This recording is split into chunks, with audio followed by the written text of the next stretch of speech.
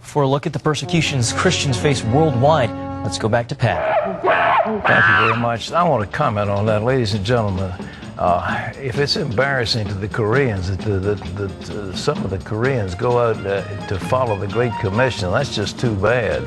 Christians are going to take the gospel around the world. That's the mandate given them by Jesus Christ, and they're not going to let somebody, in their opinion, perish for lack of the knowledge of the gospel. I remember when I got through seminary, one of my classmates was a young lady. I don't know what's happened to her since, but her name was Dove Toll. And she wrote me from Korea that her burden was to equip Koreans to go out into the world as missionaries. Well, her work and the work of many others is bearing fruit, and they're going to be successful. And, you know, the blood of the martyrs is the seedbed of the church.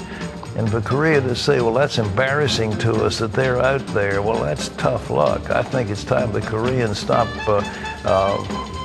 apologizing for their militant faith, and I salute them for what they're doing. But nevertheless, it is dangerous. Anybody who goes out into these Muslim countries realizes that he or she may be gambling their life, risking their life. And with us now from Washington is Jim Jacobson. He's the president of Christian Freedom International, a group that helps Christians who are persecuted for their faith. And Jim, comment on this business about the Koreans saying, well, quote, we're embarrassed by Christian missionaries going out into Muslim countries. Unbelievable, Pat. The Korean press, they're attacking the wrong people. They're blaming the missionaries. They're blaming the aid workers. We have to remember it's the Taliban, it's the jihadists we ought to attack. We ought to blame them, not the missionaries. They're going in there to provide help and aid and medical care, and yet they're being attacked for this. So that's absolutely incorrect. It's wrong. They should have every right to go wherever they want to, and we ought to put the blame on the jihadists, not on the missionaries. How much freedom is there in Afghanistan? I know we've had soup kitchens, feeding operations, and we've operated with some impunity. What do you find over there now? Yeah, there are places that you can operate freely, and I think that the missionary that you've recorded earlier is correct, in that you have to work with people you can trust. There's people that you can put your life in their care. But there are a lot of places that you can't go, and it's very dangerous. You know, just because Afghanistan has a democracy now doesn't mean that they have human rights or religious liberty. And the thing we have to remember is that if you don't have religious liberty, then you don't have other rights. You don't have freedom of the press. You don't have freedom of speech. So religious liberty is the essential right that people have to have. And unfortunately, Afghanistan has a very poor track record on this issue, and we have to put a lot more pressure on them to improve in this area. We put a spotlight on the Soviet Union. Solzhenitsyn wrote the Gulag Archipelago, and we were all shocked at the treatment of prisoners in Siberia.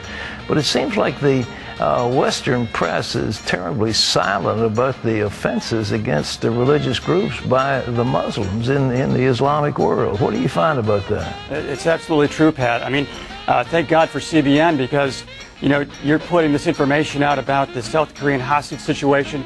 You cover religious persecution on a regular basis, but you don't find this in the evening news. So most Americans don't know this is going on. And unfortunately, it's not talked about from the pulpit too much anymore, too. So we've got a big job to educate the American people on this issue, because, most Americans don't understand just how barbaric the jihadists really are, how much they hate us, how much they hate Christians. And if they could attack us, they would. And this example of, well, the case with the hostage situation, they were deliberate in killing the pastor first and then killing the next man. It's just unspeakable what's going on in these countries, and the persecution of the church, the persecution of Christians is getting worse. It's not getting better, especially since 9/11. And it's a very dangerous place for Christians around the world right now. Talk about Afghanistan. We've paid quite a high price to set Iraq, not Afghanistan, to set Iraq free. How are the Christians being treated now in Iraq? Oh, Pat, it's a heartbreaker in Iraq as well. Pre-war population was about 1.5 million Christians there. Now we're less than 500,000 Christians remaining in that country. Christians are going to places like Syria. They're going to Kurdistan. They're trying to get out. You know, the other groups in Iraq, the Shiites, the Sunnis, the Kurds, they all have militias to protect themselves and their communities. The Christians don't have a militia. They're very vulnerable. And we'd like to see so much more done by the coalition forces to protect Christians there, because, you know, Christianity goes far back in that region. Christians were there long before Islam ever came to the region. And so I think we owe it to minority Christians to provide for their protection.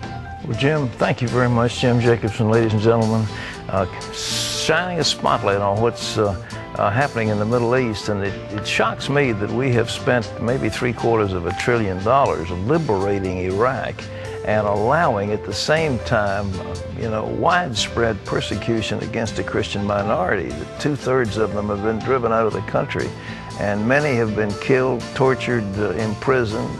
And what are we doing about it? We're supposed to be in charge. We've got troops there. Well, let's go back to John Jessup in Washington for more of the news. John?